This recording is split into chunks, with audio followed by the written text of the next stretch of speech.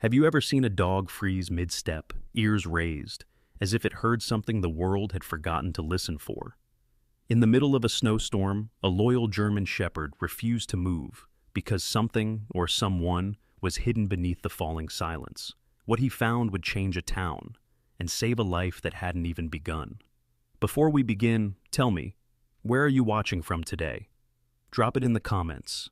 And wherever you are, I hope this story warms your heart like a fire in winter. May your day be gentle, kind, and full of unexpected grace. The wind rolled down from the Timberback Ridge like a beast without mercy, carving through the town of Alder Ridge with claws of ice. Snow fell in sheets, thick and unrelenting, blanketing the rooftops and silencing the world. Every street lamp flickered under the weight of the cold, and the few remaining autumn leaves, once fiery gold, now clung to branches like forgotten prayers.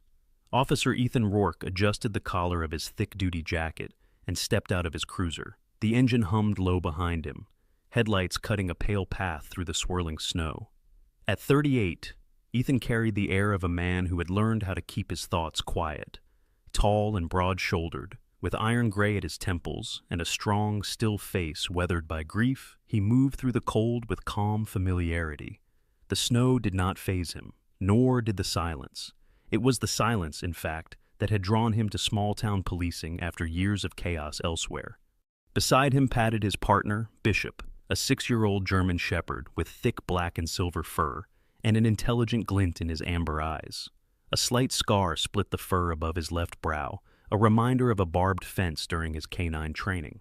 Though Bishop had been officially retired due to early hip dysplasia, Ethan never saw him as less than a soldier.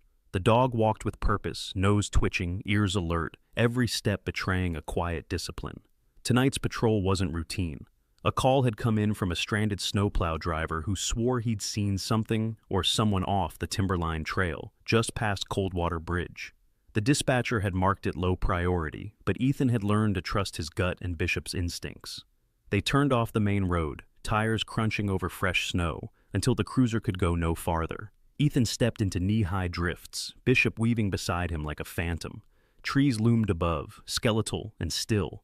Somewhere in the distance, an owl called, sharp and lonely. Then Bishop froze. His body stiffened, ears pointed, nose flared. Ethan stopped too, his breath fogging in the beam of his flashlight. "You smell something, boy?" A low growl rumbled in Bishop's chest.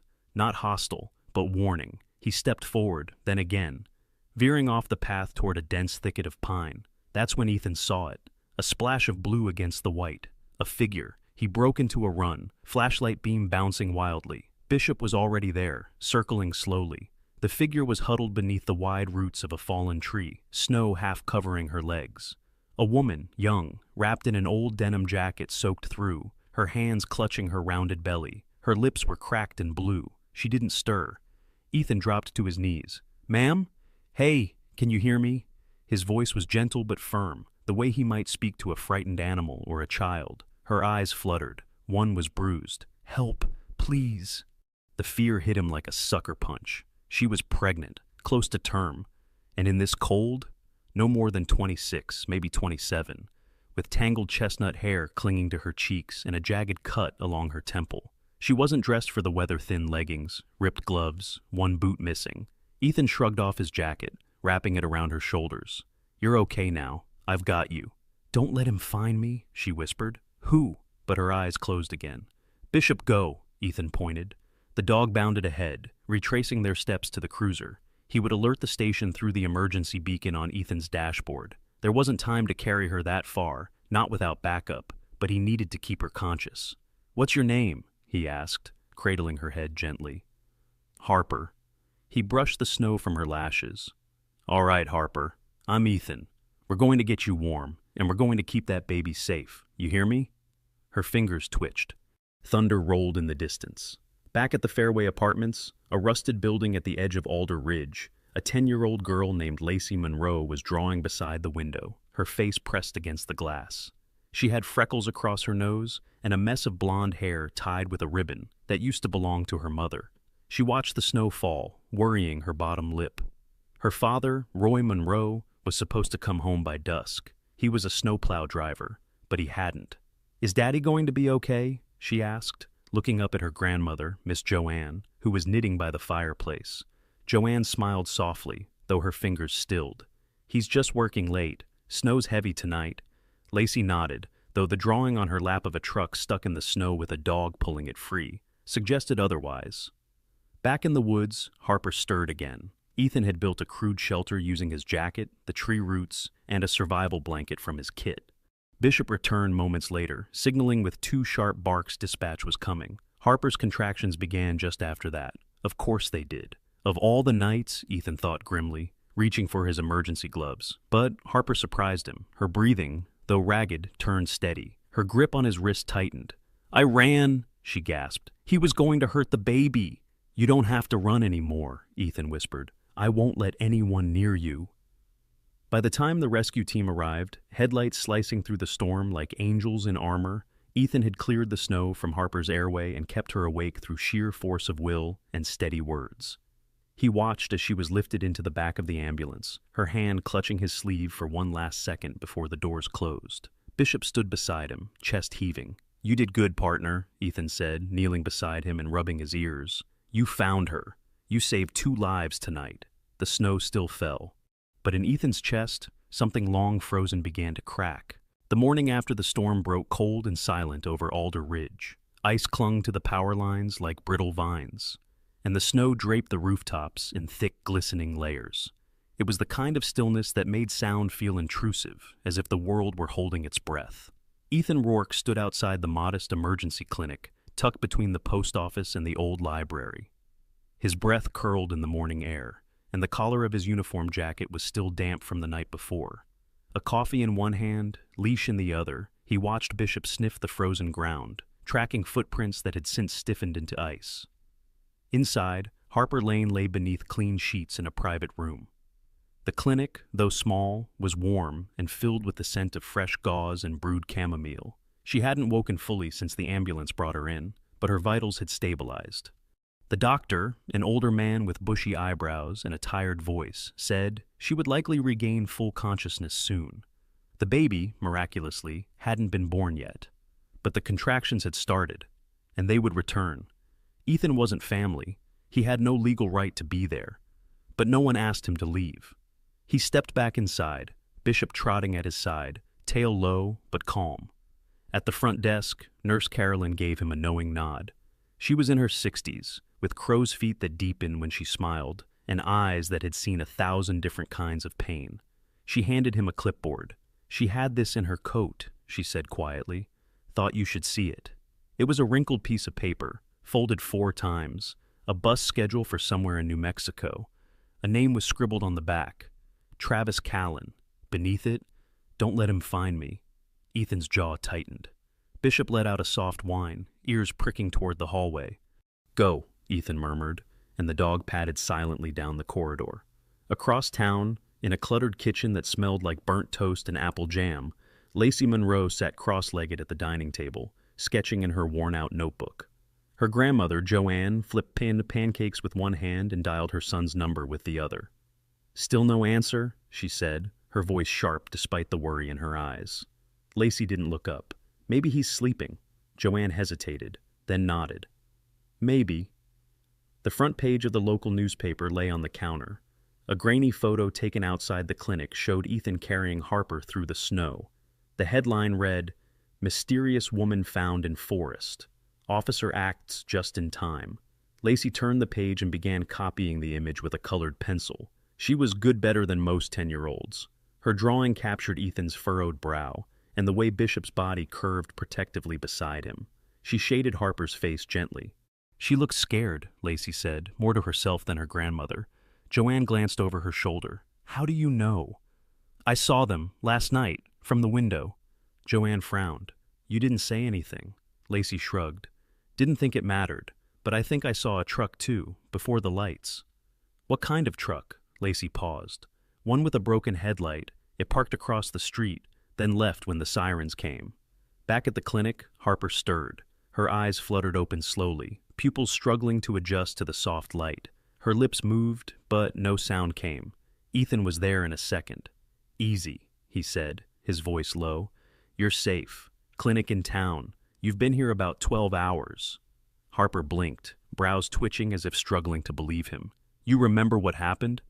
I was running, she whispered. I didn't think anyone would come. Ethan sat down beside the bed, careful not to crowd her. Someone did. Me. And Bishop. At the sound of his name, Bishop perked up and laid his chin on the edge of the bed, tail wagging once. Harper smiled faintly. Your contractions started last night, Ethan said, but they've slowed. You and the baby are okay, for now. Her expression darkened. He's still out there. Ethan didn't press her yet. Who is Travis Callan? Harper's whole body flinched. My ex, she said slowly, but that's not the right word. He was like a shadow, always there, always watching. He didn't want the baby, not when I said no to moving the guns. Ethan stiffened. Guns? He deals across state lines, firearms. He hides them in contractor vans under the floorboards. When I found out, I told him I'd leave. He hit me. I ran. You told anyone else? She shook her head. No one believed me before. I do, Ethan said quietly. Later that day, Ethan sat in his cruiser, tapping his pen against the steering wheel. Bishop lay in the passenger seat, eyes alert but patient. The snow was beginning to melt along the edges of the road, puddles forming at the gutters. He pulled out his phone and dialed a number he hadn't used in nearly 2 years. Detective Riley, a voice answered. Ethan didn't hesitate. It's Rourke. I need a trace on a guy named Travis Callan. Think he's running firearms. I've got a witness and she's pregnant. Location? Alder Ridge. A pause. Rourke, that town is barely on the map. Then get me someone who can look past the map, Ethan said, then hung up. He wasn't about to let Harper fall through the cracks, not like the others. Meanwhile, Lacey Monroe tugged on her grandmother's sleeve. I think the truck I saw, it had a logo. What kind? A wrench, with a T. Joanne blinked. Like a mechanic? Lacey nodded. Joanne put down her coffee. Let's tell someone. No, Lacey said quickly. Let me draw it first. At sunset, Ethan returned to the clinic. Harper was awake, sitting up slowly. Her eyes still held shadows, but her voice had steadied. They'll come, you know, she said. Let them, Ethan replied. They won't get past Bishop. As if on cue, Bishop let out a soft bark from the corner. Harper reached down, fingers brushing the dog's ear. For the first time, she didn't flinch when someone touched her shoulder. Outside, the last light of day spilled gold across the town square. Children played in the snowbanks. A baker reopened her window. And in the quiet warmth of a clinic room, a woman who had nearly given up on safety leaned into hope. The snow had begun to retreat, but cold still curled in the corners of Alder Ridge like something half forgotten and unwilling to leave. Sidewalks reappeared in patches between melting drifts, and roofs dripped steadily through the early morning hush. Ethan Rourke stood outside the precinct with a thermos in one hand and a folder in the other, eyes narrowed against the pale sunrise. Inside the folder was everything he'd gathered on Travis Callan names, plates, a blurry mugshot from 3 years back, and one address scrawled in red ink. Kilner Auto, Backlot 7. The name matched the logo Lacey Monroe had drawn the night before. A wrench, twisted into the shape of a T. Lacey had delivered it quietly, slipping into the precinct after school with a folded sheet of paper and her grandmother hovering behind her, reluctant but trusting. She's got a good eye, Joanne had said softly, watching as Ethan studied the sketch. Sees things other kids miss. Ethan believed it. He could see something sharper than childhood in Lacey's stare, like her edges had hardened too early. Maybe that was why the drawing rattled him, not just because it was accurate, but because it was the kind of detail most adults wouldn't have noticed. At the clinic, Harper sat propped against 2 pillows in her narrow bed, legs drawn slightly to the side, one hand resting protectively over the curve of her belly. The bruises along her ribs had darkened to purple, and her lip had split again overnight. But her voice was stronger. She asked questions now. She looked at people in the eye. When Ethan entered with a nod and a quiet, "Morning," she didn't flinch. She didn't smile either, but she didn't look away. "You found something," she said. Not a question. Ethan handed her the file. "I think he's been squatting in an auto yard about 30 minutes out. Runs parts under a fake LLC, probably for the gun trade." Harper's jaw clenched. "That's him. He's not going to stop." "No," Ethan said, "but we are." Bishop sat at the edge of the bed, tail thumping once. Harper's eyes drifted to the dog, and a faint crack passed through her expression. He didn't like dogs. Said they were too loyal to trust. Ethan turned the conversation. The clinic wants to move you to the regional hospital for delivery. They're better equipped if anything goes wrong. Harper looked down. What if I don't want to be moved? You have a choice, Ethan said, but I'll be straight with you. If Callan knows you're here, he might be watching. We don't have the manpower to guard this place 24/7. Not yet. He'll come at night, she said. He always did. Ethan nodded once. Then I'll be here. Later that day, as the sun climbed higher and the ice shrank further back from the edges of the town, a call came into the precinct. Officer down. West Side, Warehouse Alley. Ethan's gut twisted. It wasn't Callan, but it was something close. He left Bishop at the clinic with Harper and raced across town. There, behind the old shipping depot, he found Officer Reese flat on his back, a bruise blooming beneath his eye, and the breath knocked out of him. Said he was just asking for directions, Reese muttered, blood on his teeth. Then sucker punched me. Drove off in a silver pickup. Headlight out. No plates. Ethan helped him up, heart pounding. The pieces were falling fast now.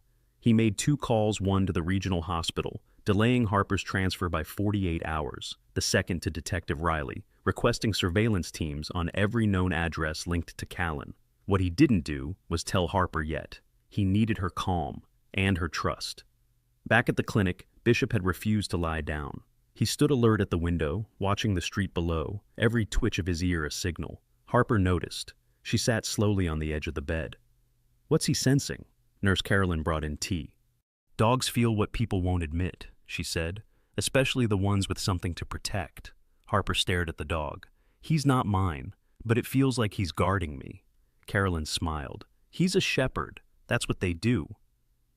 Meanwhile, in a quiet hallway of Alder Ridge Elementary, Lacey Monroe stood before her teacher's desk, holding a letter. Miss Clara, a thin, kind-eyed woman with a voice like soft chalk, read it carefully. You want to do a safety project? She asked. About what? About how people go missing, Lacey said, and how to find them. Clara tilted her head. That's a big topic. I can handle it, Lacey said. I know someone who almost disappeared. She didn't say Harper's name. She didn't need to. At sunset, Ethan returned to the clinic with a stack of documents, false identity forms, state-level protection options, temporary relocation programs. Harper didn't want them. I don't want to vanish, she said. I want to stop running. Then you need to fight, Ethan replied. But to fight, you have to survive first. Harper touched her belly. The baby kicks when you talk, she said, even before I can feel it myself. Ethan looked down, then away. Maybe he's listening. That night, a figure parked half a mile outside of Alder Ridge in a truck with one headlight. He left the engine idling and stared through binoculars toward the lights of the clinic. He didn't smile, he didn't blink. Inside the clinic, Bishop growled. Night in Alder Ridge fell quiet, but it wasn't peace. It was the kind of quiet that came before something breaks. The sky had turned brittle, stars hidden behind frost-laced clouds, and the wind no longer howled, it whispered. Ethan Rourke sat parked down the block from the clinic, headlights off, engine humming low, hands resting on the steering wheel in stillness honed by years of waiting. Bishop sat upright in the back seat, eyes fixed forward, ears twitching. The German shepherd hadn't rested since the sun dipped past the tree line. Inside the clinic, Harper Lane lay awake, one hand pressed to her stomach, the other tracing lines in the blanket. Her body still ached, but it was her mind that refused sleep.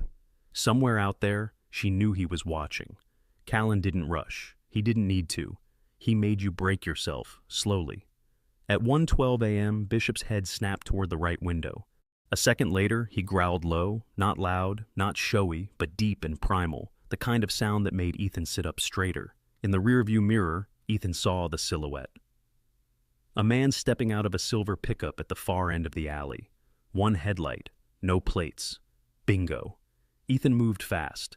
He stepped out silently, gun holstered but thumb ready, his breath turning to smoke. Bishop stayed behind, watching, poised to act. Ethan crept along the wall, the wet crunch of gravel beneath his boots the only sound. The man was halfway to the back door of the clinic, crouching low, crowbar in hand. Ethan shouted, "Police! Hands where I can see them!" The man spun, but not in surprise. He knew this might come. He bolted. The chase was fast and ugly, through the narrow service alley, over frozen garbage bins and crates. Ethan followed, lungs burning. The suspect rounded the corner toward Kilner Street and vanished into shadow. By the time Ethan reached the spot, the pickup was gone, tracks slicing through the slush. Back at the clinic, Harper had heard the noise had sat up, heart pounding. She hadn't screamed. She'd just waited. That was how you survived Callan. You waited until the danger passed. Bishop returned to her room 10 minutes later, nudged open the door with his nose, and sat beside the bed like a sentinel. Harper exhaled and finally allowed herself to lean back. The next morning, the streets of Alder Ridge whispered with the news break-in attempt. A single officer involved, no injuries. Ethan filed the report with terse lines and sharper eyes. He barely slept, instead reviewing traffic cams, old arrest records, and any trace of Callan's movements in surrounding counties. Meanwhile, Harper stared at her reflection in the clinic's small bathroom mirror. The bruises remained, yes, but there was something else now, too, structure returning to her face. Not beauty, not yet, but strength. She placed her palm on the side of her stomach, whispering something that no one else heard. In another part of town, Lacey Monroe was in the school library, flipping through a book on missing persons protocols. Miss Clara crouched beside her. "You know, most kids your age aren't interested in things like this," she said gently. Lacey shrugged. "Most kids don't see people vanish." Clara hesitated. "Would you like to talk to someone?" Lacey didn't answer. Back at the precinct, Ethan got a call from Detective Riley. "We traced Kilner Auto. It's empty, wiped clean. No guns, no paperwork, just oil stains and a burner phone." Ethan cursed under his breath. "He's pulling up stakes. He's going to run again. Or he's getting ready to finish something," Riley said. "Your witness is a threat to his operation." Ethan didn't respond. He already knew that. Later that afternoon, Ethan returned to the clinic. Harper was dressed now, in donated clothes from the town shelter, a thick gray sweater and jeans a size too big. Her hair was tied back. She looked at him, steady. "He was here, wasn't he?" "Yes." "You didn't catch him?" "Not yet." "Then I'm bait now." Ethan looked at her for a long time. "You're not bait. You're the reason he's scared." That night, Ethan moved her to a safe house, the old lodge off Maple Run. It hadn't hosted guests in years, but it had stone walls, one entrance, and a wood stove that still worked. Nurse Carolyn had arranged for a local midwife to visit if needed. Bishop stayed by Harper's side without being asked. In the silence of that cabin, she told Ethan about her father, a man who left when she was 8, a brother she hadn't seen in a decade, and a dream once of becoming a teacher before Callan carved it out of her life. Ethan didn't speak about his wife, not yet. But when Harper asked, "Have you ever lost someone you loved?" he only nodded and looked toward the snow-covered windows. Across town, Lacey walked home from the market with a bag of groceries, glancing once over her shoulder. She paused beside a telephone pole where a new flyer had been stapled missing person, Travis Callan's old associate, last seen at a repair shop in Oregon. She stared at the face. She didn't flinch. She memorized it. Back at the lodge, Bishop barked once. A figure passed by the edge of the trees. Ethan was already out the door, flashlight in hand, gun drawn. But it was just a hiker one of the volunteer rangers from the trail reserve. Still, it was enough to keep the tension coiled in the walls of that lodge, like a storm not yet broken. Harper curled up on the cot, Bishop at her feet, and murmured, "When does it stop?" Ethan, staring into the fire, replied, "When we make it." Dawn rose pale and slow over Alder Ridge, the sky bruised lavender and ash. A fresh dusting of snow coated the earth like a second skin, thin enough to reveal what lay beneath: boot prints, tire tracks, the memory of movement. In the distance, smoke curled from a single chimney, the old lodge on Maple Run. Inside, the fire crackled low, and the air smelled of cedar, flannel, and coffee, brewed too strong. Ethan stood at the lodge's narrow window, one hand resting on the sill, the other on the grip of his sidearm. His eyes scanned the tree line. Nothing moved. Not yet. Bishop slept lightly near the cot where Harper lay curled, her belly now more prominent beneath the quilt. Her breath was steady, but her face twitched with dreams or fears. The night had passed without incident, but Ethan's gut was tight with the kind of dread that only deep experience teaches you to respect. Quiet didn't mean safety. Quiet just meant something was watching.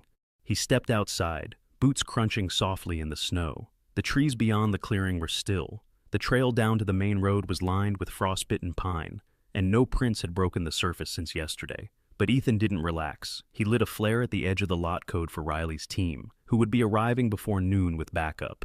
No sirens, no uniforms, just silence and resolve. Back inside, Harper stirred. She blinked slowly at the morning light, then turned to find Bishop's warm eyes watching her. "You again," she murmured. The dog nudged her hand with his nose, soft and steady. She smiled, the gesture small but real. Ethan returned to find her sitting upright, quilt wrapped around her shoulders. "How's the pain?" he asked. "Like a slow earthquake," she replied, "but steady." "That's good," he said, then hesitated. "There's a team coming today. I want you and the baby out of here before nightfall. If Callan's going to try again, it'll be soon." Harper nodded. "I don't want to run, but I'll go where you say." She paused. "Just don't leave me in another hallway." Ethan frowned. "What do you mean?" "When I was 16, she said, "I tried to report him. The first time, the officer barely looked at me, sent me home. I never went back." Ethan's jaw clenched. "That won't happen this time." Meanwhile, in town, Lacey Monroe sat cross-legged on her living room floor, surrounded by newspaper clippings, a flip phone, and her notebook. Her grandmother, Joanne, leaned against the kitchen counter watching her warily. "You're turning into a little detective," she said. "Maybe you should let the grown-ups handle this." "The grown-ups let her get hurt," Lacey replied. "Someone has to notice." Joanne sighed. "What are you going to do, call him out yourself?" "No," Lacey said, "but I think I saw his truck again, parked by the market last night. Same busted headlight." Joanne froze. "Did you tell Ethan?" Lacey hesitated. "Not yet. I wanted to be sure." At noon, Detective Riley's car pulled into the backlot behind the clinic, his team slipping out quietly, dressed in plain coats, eyes sharp. Riley was in his early 40s, a man built like an oak tree but with the patience of a surgeon. He shook Ethan's hand without a word, then glanced at the lodge. "You ready?" "She is," Ethan said, "but we're not moving fast. She's close to delivery." Riley nodded. "We've got a secure ambulance with an unmarked escort. We get her out, we set the trap. You stay?" "I stay," Ethan confirmed. Back at the lodge, Harper felt it like something tightening inside her. The baby shifted. A sharp pain stabbed low and quick, then again. She gasped. Bishop whined. "Not now," she whispered, but her body didn't listen. When Ethan returned inside, she was pale and trembling. "It's starting," she said. "He's not waiting." Ethan radioed the team. "Change of plan. We're not moving her." Riley's voice came back. "Understood. Hold your ground." The midwife, a gentlewoman named Meg, with silver braids and calm hands, arrived within 20 minutes, escorted by 2 of Riley's men. She checked Harper's vitals, then turned to Ethan with quiet urgency. "She's dilating fast. We don't have hours." Harper gripped Ethan's sleeve. "Stay." "I will," he promised. The room became a blur of water, breath, cloth. Outside, snow began to fall again, soft as ash. And then the sound of tires, far off. Ethan's radio crackled. "Black pickup, no tags, approaching from East Trail, confirming single occupant." Ethan stepped out onto the porch, sidearm raised, heart pounding. "Wait until he steps out," Riley's voice ordered. "We need him alive."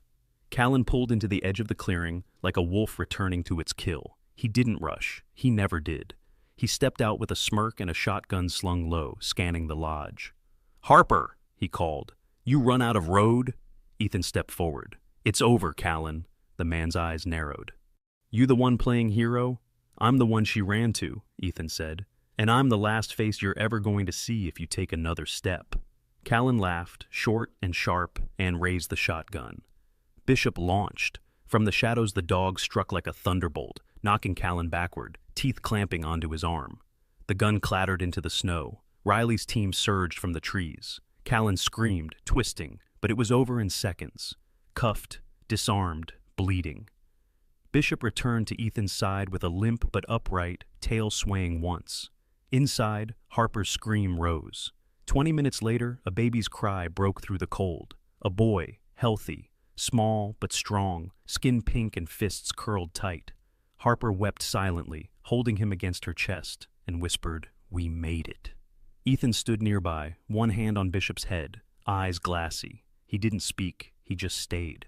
The snow did not fall that morning. It shimmered instead, suspended in the air like breath held in a collective sigh. Alder Ridge stood hushed under a sky of pale silver, as if the town itself were watching, waiting, honoring something sacred. Inside the old lodge, the fire had burned down to embers, but warmth still clung to the air. Harper lay propped up in the bed, pale but glowing with the quiet intensity of someone who had walked through storm and shadow and emerged holding life in her arms. Her baby Elias slept against her chest, tiny fists curled beneath his chin, breath rising and falling in steady rhythm.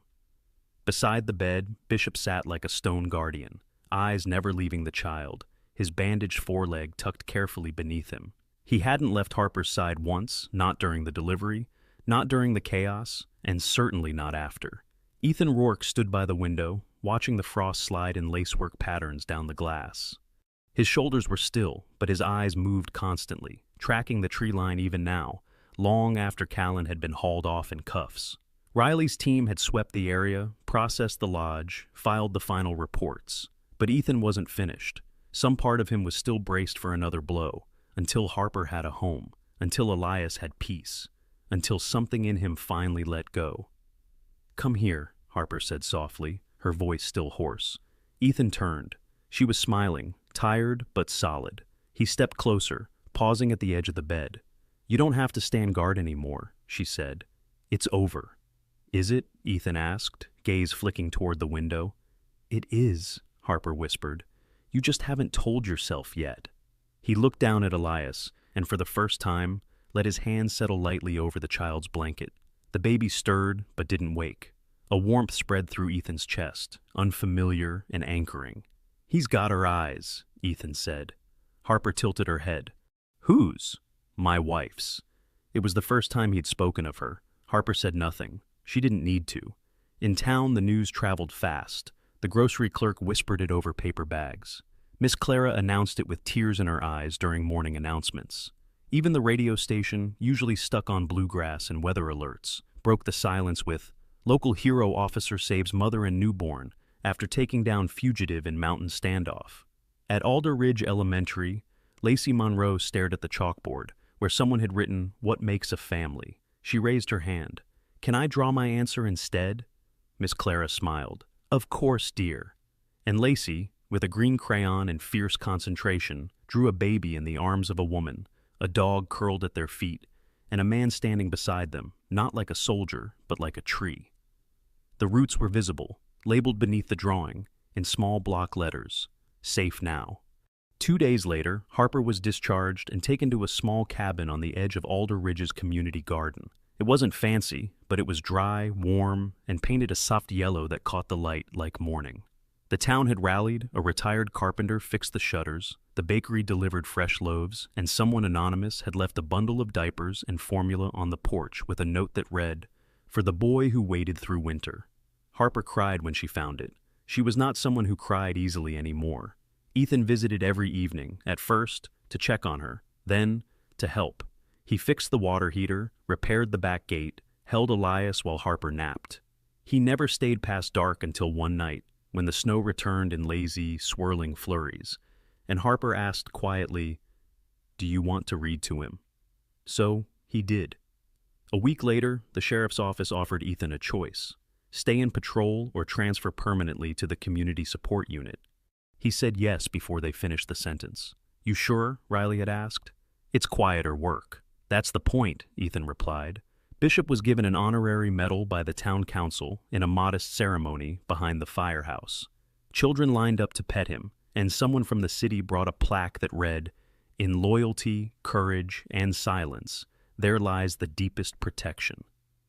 Bishop didn't seem to care for medals, but he tolerated the fuss, especially when Lacey Monroe snuck him a biscuit. Elias's first checkup showed good health, strong lungs, and a stubborn grip. The doctor laughed. "He's gonna be a handful." Harper smiled. "He already is." One morning, Harper brought Elias to the community garden. She laid him in a blanket of flannel among the rosemary and thyme. Ethan met her there, holding 2 mugs of coffee. They sat in silence, watching the frost retreat. Then Harper said, "Do you believe in God?" Ethan thought for a long time. "I believe in what comes after you run out of reasons not to," she nodded slowly. "I think he found me a different way, through you, through Bishop, through a town that still remembers how to care. and Bishop, ever watchful, nudged her hand and lay down between them, closing his eyes not in duty this time, but in peace. That night, at the cabin, Ethan stayed late. Harper had placed Elias in his crib by the window. The wind outside rustled the eaves, but no longer sounded like a threat. She poured 2 cups of tea and sat beside Ethan on the old sofa. "I was thinking of writing it all down," she said. "The whole thing. You should. But I don't know how to start." Ethan smiled. "You already did." Outside, snow fell once more, not as a warning, but as a hush, as if the world had finally exhaled.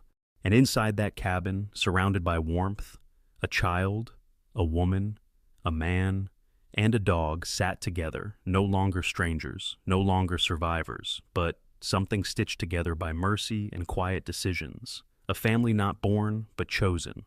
A fire not lit, but tended. Sometimes God does not move through thunder or lightning.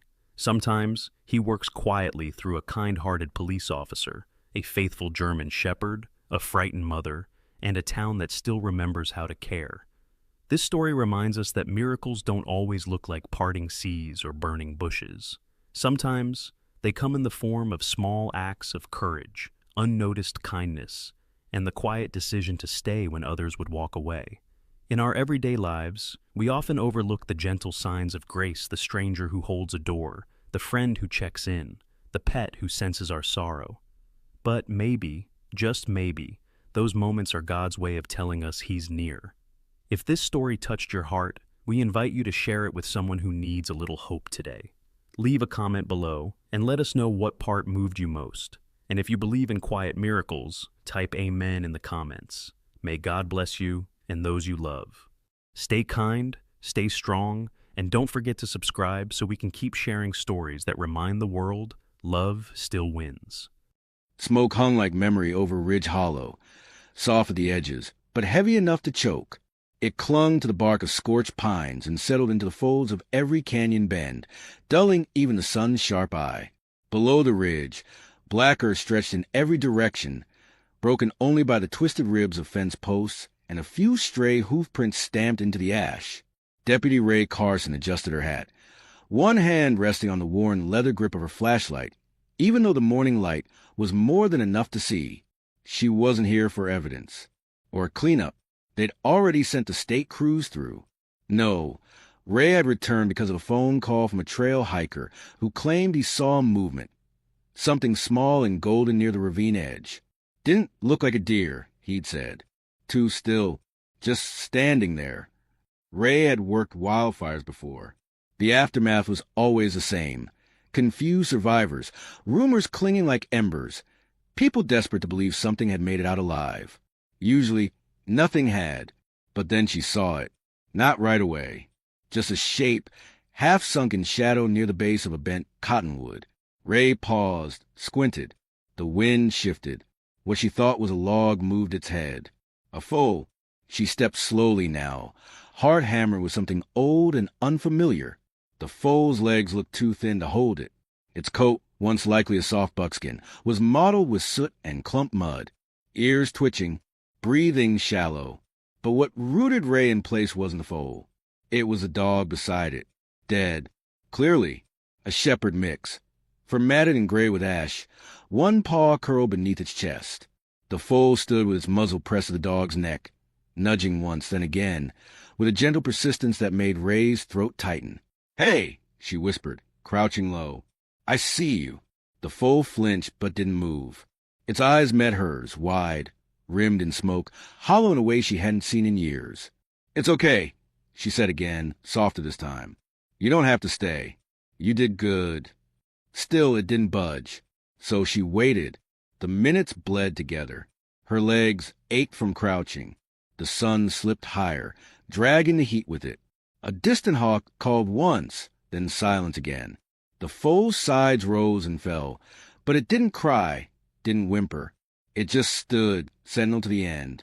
Eventually, the foal lowered its head, not in defeat, but exhaustion. Its legs gave. Ray stepped in, wrapping the blanket she brought tight around its shoulders. Feeling the trembling up close now, when she lifted it into the trailer, she tried not to look back at the dog, but she did, and it stayed with her all the way back to town. Ray didn't take the foal to the shelter. Too loud, too many cages. Instead, she drove past the edge of the map, down a dirt road choked in cottonwood shade, toward the old Carson Ranch, her father's place.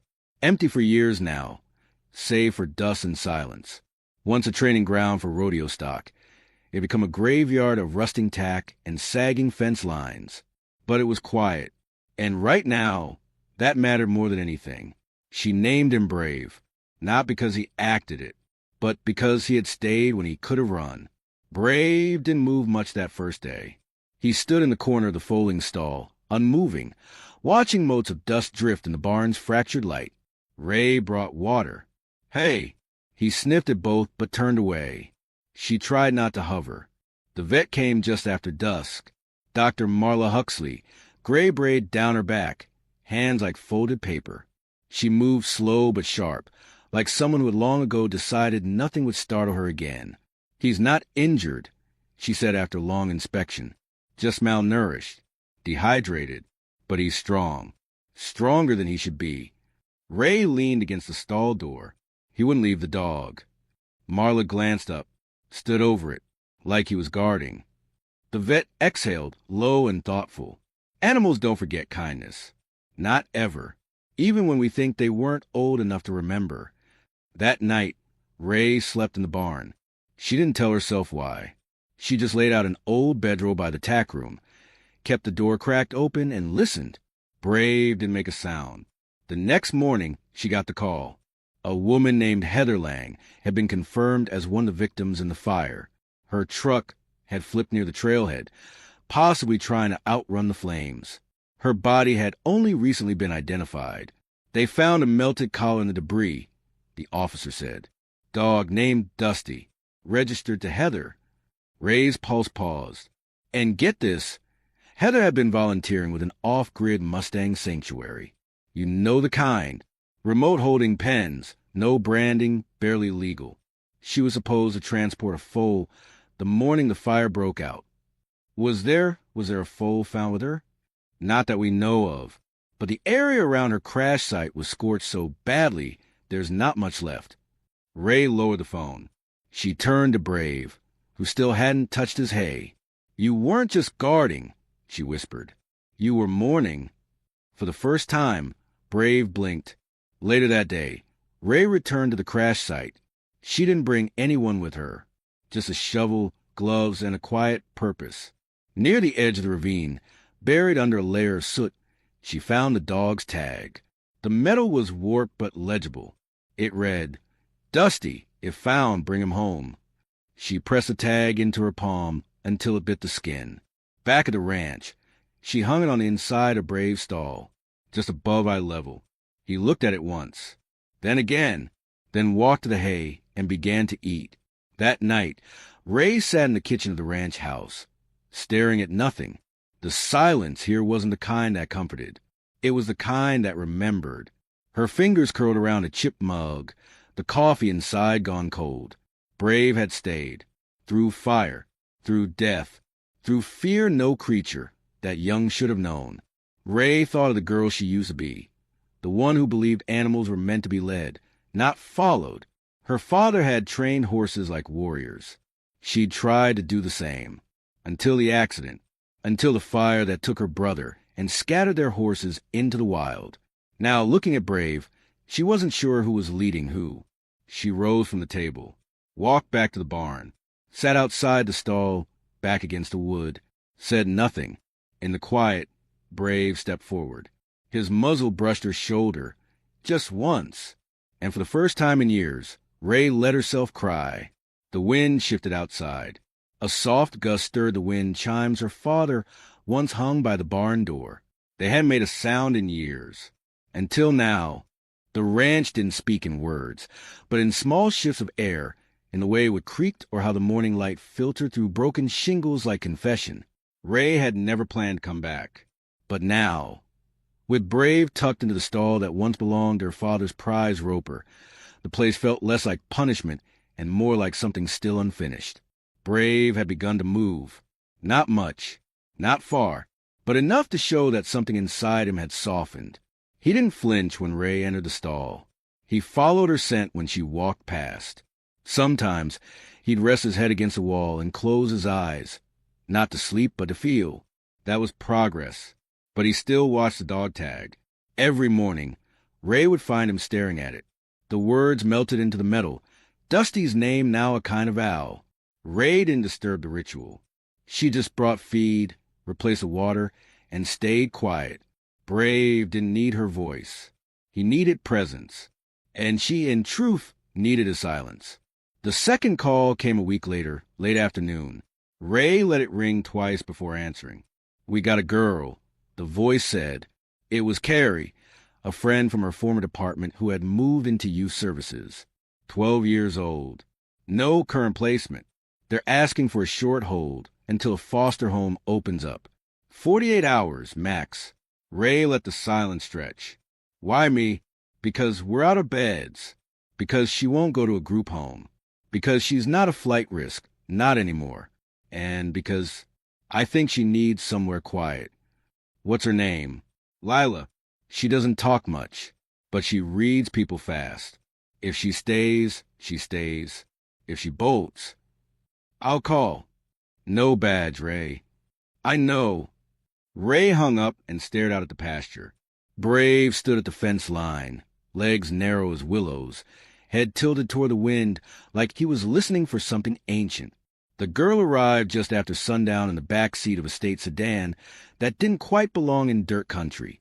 Ray opened the front gate herself, waving the car through. When Lila stepped out, her posture was stiff with distrust. Oversized flannel, faded jeans cuffed 3 times above, 2 big boots. A thin backpack slung over one shoulder like a warning sign. "Don't ask what's inside." "Hi," Ray said. Lila didn't answer. To scan the yard, the house, the barn. Then her eyes locked on Brave. He was still, watching. Ray held back, waited. Lila moved first. She crossed the gravel without a word, walked up to the fence, and didn't reach out. She just looked. Brave stepped forward. 2 paces, then 3. His nose met the top rail between them. Lila's voice was soft, cracked with disuse. "He's sad." Ray exhaled. "Yeah, he is." The girl blinked, then leaned her head against a wood rail. "Good. Then he'll understand." She didn't need a tour of the house. Ray offered, and Lila shrugged, said she'd rather sleep in the barn. Ray didn't argue. She laid out a cot in the tack room, brought an extra blanket, left the door ajar. The girl didn't say thank you. But when Ray checked on her later, Lila had moved the cot closer to the stall. That night, Brave lay down. First time Ray had seen him do it. The days settled into a rhythm. Ray fed. Lila swept. Brave followed them both with quiet interest. The 3 of them moved like mismatched shadows, never quite in sync, but never fully apart. Ray didn't press Lila for details. The girl didn't offer any, but she took to Brave like he was a language she already knew. One morning, Ray found a faded photograph tucked under the stall's hay bucket. A dog and a girl, Lila younger, maybe 9. The dog looked like Dusty, different coloring, but the same shape of eyes. Ray didn't ask. She just left the photo where it was. Brave had stopped looking at the tag. Now he watched Lila. On the 8th day, a storm came. Not a loud one. No thunder, no lightning. Just long, mournful wind and sheets of cold rain. Brave began to pace. Not wildly, but with rising urgency. Ray stepped into the barn, placed a hand on his flank, whispered, "It's okay. You're safe." But Brave's eyes were wide, dark with memory. Ray knew what was coming. Animals didn't forget. Not the smell of burning or the roar of wind twisted by flame. Lila stood at the stall gate, soaked, shivering. She didn't step back when Brave pressed against the wood. She reached through instead, wrapped her arms around his neck. "He's remembering it," she said, voice dull. Ray swallowed. Probably. He didn't run then. Why is he scared now? Because back then he didn't know what he was losing. The girl looked down. Her fists clenched against Brave's mane. "Yeah, that makes sense." They stayed like that until the rain let up. Brave stopped pacing. Ray stepped outside to breathe, her lungs filled with petrichor and a kind of old sorrow she didn't have a name for. The next morning, Ray returned to the ridge, not with any official reason, just a feeling. She climbed down the slope, past the place where the dog had fallen. The earth here was healing, small tufts of green pushing through black soil. She crouched near the old wreckage, ran her fingers through the dirt. There, hidden beneath a crushed license plate, was a curled piece of metal, another dog tag. She turned it over. Dusty, bring him home. On the other side, if you find her, she'll be with him. Ray's heart paused. The foal hadn't wandered. He'd followed Heather, and Dusty had stayed with them both. She brought the tag back to the barn and showed Lila. The girl didn't speak for a long time. Then, without looking up, she said, "You think Brave remembers her?" "I think he remembers everything." Later that evening, Ray brought out her father's old journals, leather-bound, cracked at the spine.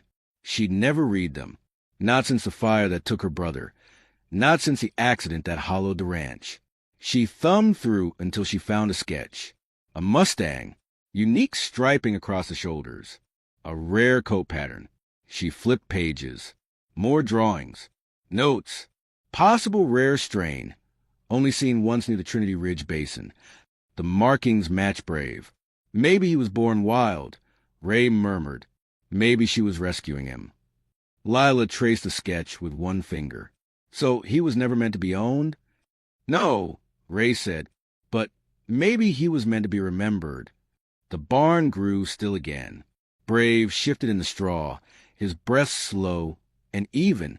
The radio on Ray's belt crackled to life. Ridge Hollow. Possible flare-up near Sector 9. Crew en route. Winds pushing west. Lila looked at her. "Isn't that near where we found him?" Ray nodded. "Are you going?" "Yeah." "Can I come?" Ray hesitated. Lila added, "Brave should come too. He's not ready." "Yes, he is. He's already gone through it once." Ray studied her. Then Brave. Then the ridge line glowing faint in the distance. She didn't answer. She just grabbed her keys. The wind scraped dry leaves across the gravel as Ray pulled the truck off the main road and onto a fire trail. So narrow, it seemed forgotten by time. Brave shifted in the trailer behind them, hooves soft against the rubber flooring. He hadn't made a sound since they left the ranch. Just stood steady, eyes forward, as if the very air was calling him back. Lila sat in the passenger seat, arms crossed, jaw set in that stubborn angle Ray had learned to stop questioning. "You sure about this?" Ray asked. Lila didn't turn. "He needs to see it." Ray wasn't sure who she meant, him or herself. The fire had been small, quick-moving, snuffed out by the overnight crew before it reached the heart of Ridge Hollow. But it had come close. Too close to where Brave had once stood beside a dead dog, refusing to move until kindness broke through. They parked beside the old trailhead. The trees here bore blackened scars like old soldiers, proof of pain endured, not surrendered to. Ray opened the trailer slowly, hands cautious, breath tight. Brave stepped down like he'd done 100 times. No panic, no trembling, just stillness. Then a long, exhale breath. He looked around, ears twitching toward the ridge. Ray and Lila followed his lead up the path, moving slow. Brave walked between them, neither driven nor dragged. The smoke from the flare-up had already drifted on, but its memory lingered in the ash beneath their boots. As they neared the bend, Ray saw the spot. The tree, the same one bent at the base, half burned, half alive.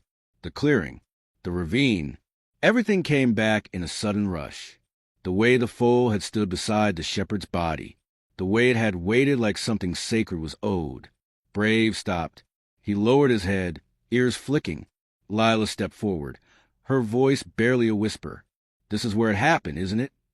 Ray nodded. "Right here." The girl knelt, brushing the soot away with her sleeve. She pulled something for her jacket, a piece of folded paper, yellowed at the corners. Ray leaned closer. It was a drawing, simple but detailed. A foal and a dog, side by side. Above them, a ribbon of fire curling like a sky serpent. Brave's eyes were the same in the sketch, Wide, sad, steady. I drew a year ago, Lila said, not looking up, after they sent me to my second foster home. I didn't know why. I just did. Ray didn't ask how. Some things weren't explained. They were remembered before they were ever lived. Brave stepped closer to the drawing. He sniffed at it, then nuzzled Lila's shoulder. Something broke in the silence. Not loud, just a rustle. A branch snapping uphill. Ray stood fast, one hand brushing instinctively near her side. But no threat came, only the sound of hoofbeats. She turned. A small band of Mustangs emerged from the ridge, dirty, lean, but alive. 6, maybe 7. One of them, heavily pregnant, limped as she walked. Brave froze. Then he whinnied. It wasn't loud, not desperate, just a sound of recognition. Of home. The band hesitated. Then the mare stepped forward. Brave took 3 steps to meet her. They touched noses. Lila's eyes widened. He knows them. Ray's throat went dry. They're survivors. From the fire. From the same storm that killed Heather. Somehow they'd made it. And now they were here, drawn back by one of their own. The wind shifted, stronger now. Then a distant snap. Smoke. Thin, faint, but real. Ray's radio crackled. All units be advised. Small ignition north of Sector 9. Gusting southwest. Cruise en route. That was here. She looked back toward the band. They were too close to the slope. If the fire reached the canyon again, the horses would be trapped. There was no quick path out. Ray did the math. Angles, distances, burn speed. They had 15, maybe 20 minutes to move them. We got to drive them downhill, Ray said, already moving. Lila stepped in front of Brave, hand steady on his chest. He can lead them. Ray hesitated. Lila's voice was firm. He will. He stayed before. Now he'll move. The wind gusted again, stronger, sharper. The smoke thin but spread. The band began to shift, nervous. Brave looked to Ray. She nodded. Go. And he did. He stepped toward the lead mare, brushed her shoulder with his muzzle, then turned, walked toward the low trail without looking back. One by one, the others followed. Ray and Lila moved in wide arcs behind them, guiding gently, using presence, not pressure. The slope was steep, but familiar. Brave walked without fear, without hesitation, like he was remembering something deeper than fear. The fire didn't catch them. They reached the lower basin just as the first engines arrived on the ridge above. Brave stood at the edge of the pasture, chest rising and falling with quiet triumph. The others circled him slowly, huffing, nudging, breathing him in like a map back to safety. Later, Ray sat on the barn's back step, watching dusk fold in.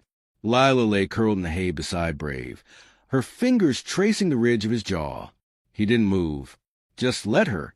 You said I'd be gone in 2 days, Lila murmured. Ray looked up. That's what they told me. Do you want me to go? Ray's voice was low, unhurried. No. Lila picked at the hem of her sleeve. You think I'm broken? I think you've been put through fire. That doesn't make you broken. It makes you forged. Lila looked at Brave. Like him? Ray nodded. Exactly like him. For a while, no one spoke. Then Lila said, You know that drawing? I think I made it for him. Ray blinked. Why? Because I needed to believe someone would stay, even when it was hard, even when it hurt. Brave pressed his muzzle into her side, and she smiled, small and real. The wind outside carried no scent of smoke now, only the promise of something new. Morning arrived slowly over the ranch, casting soft gold across the dew-heavy fields. The barn door groaned open, with protesting the hour, and Ray stepped through with 2 mugs in her hands. Steam rose from both. She handed one to Lila, who sat with her knees tucked beneath her on a hay bale, already awake. Brave stood nearby, flanked by the newly rescued Mustang herd, their bodies loose and resting now, but their eyes never far from him. Lila took the mug carefully. You think they'll stay? Ray followed her gaze to the others. The pregnant mare had dropped her head, half asleep, nostrils flaring gently with each breath. If he does, Ray said, They might. Brave had changed since the return to Ridge Hollow. It wasn't dramatic. No rearing. No galloping across open plains like some wild spirit tale. It was quieter than that. He simply stood straighter, held his eyes longer, ate without needing to be coaxed. His ribs no longer stuck out like questions. His hooves no longer shook with every step. He had taken up space and let it belong to him. Lila leaned back against the stall post. I think he remembers more than he shows. I know he does. Ray didn't say it out loud, but the ridge still haunted her dreams. Not the fire, the moment before, the silence of it, the stillness of foal too young to understand death, and too loyal to run from it. Ray had always thought grief was loud, sobbing, shouting, things breaking. But Brave had taught her it could be still as stone, and twice as heavy. The ranch had changed too. Where there were once rusted rails and sagging gates, Ray had started repairs. Not just because she needed to keep the herd safe, because the work grounded her, because the place deserved another life. So, did she? Brave had become more than a survivor. He had become a center point, the kind of presence Ray had never believed in outside of stories. He was quiet, but not passive. He watched everything, and he responded, not always in ways people expected, but in ways that mattered. Like that morning, when the mail truck pulled up the gravel road. Ray stepped outside, brushing her hands on her jeans. The driver, a young man who hadn't grown up with dust in his lungs, handed her a padded envelope and a curious look. This place used to be a training stable, right? Used to be. Looks like it's waking up again. Ray didn't answer, just nodded and took the envelope. It was heavier than she expected. The return address caught her eye. Nolan Lang. Lila came to stand beside her. Who's that? Ray ran her thumb across the label. Heather Lang's brother. Lila blinked. The woman from the fire? Ray nodded. She never had kids, but I guess he was listed as next of kin. Inside the envelope was a small framed photograph. Heather and Dusty, taken in front of a trailer, the background blurred by light. The dog's ears were alert, eyes happy, and behind them, almost out of frame, was Brave, much younger, standing in a portable pen.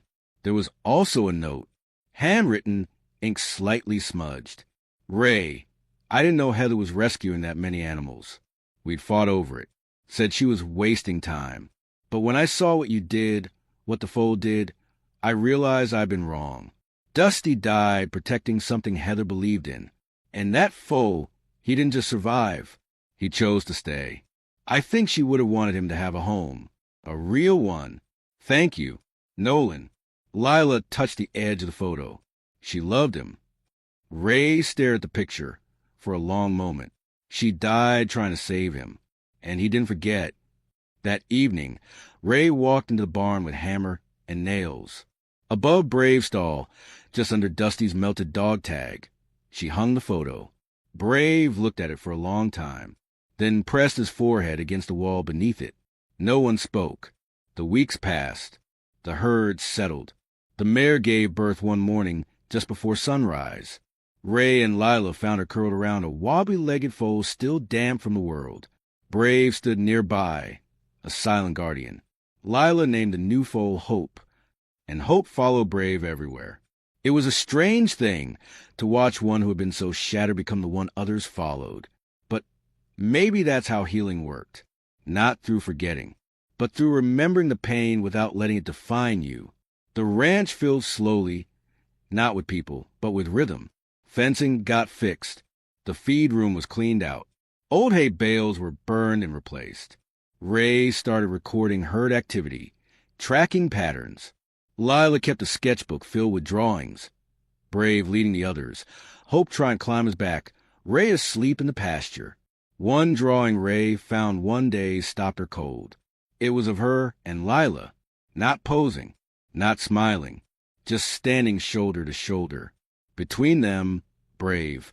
Above them, a single word. Home. She folded it and placed it in her coat pocket. When fall arrived, a counselor from the Child Services office visited the ranch. She asked questions, checked cupboards, took notes.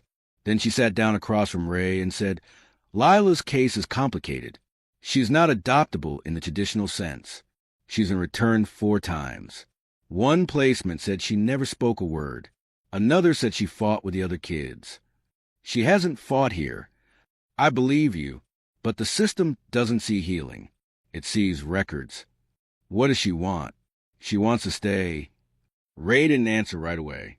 Her eyes drifted to the window, where Lila sat brushing Brave's coat, humming something Ray couldn't quite hear. The full hope lay beside them, legs tucked under like a content shadow. I don't need the system to see, Ray said. I just need them to allow it. The counselor paused. Then we'll start the paperwork. Lila didn't cry when Ray told her. She nodded, jaw tight. But that night, Ray found a note folded on the kitchen table. It was drawn in marker, the letters slightly uneven. Thank you for staying, even when I didn't ask. Underneath it, a crude sketch of Ray, Brave, and Lila standing at the ridge, the wind lifting their hair and mane in the same direction. 1 month later, Ray stood before the county livestock board. She had filed to register the herd under her name. Mustangs descended from Ridge Hollow, survivors of fire, now protected by a sanctuary designation. She showed them the sketches, the tracking logs, DNA samples she'd sent off to verify Brave's unique markings. When they asked the herd's origin, Ray said simply, they're descended from loss, but they chose to live. That should count for something. They approved her motion that night. Ray carved a small wooden sign and nailed it to the post at the end of the ranch's long dirt road. Brave Hollow Sanctuary. No fanfare, no ribbon, just the wind, the hills, and the silence of something old and sacred being made new. Inside the barn, Brave watched as Lila fed Hope, her laughter echoing off the rafters. And outside, the wind chimes sang again, not with sorrow, but with return.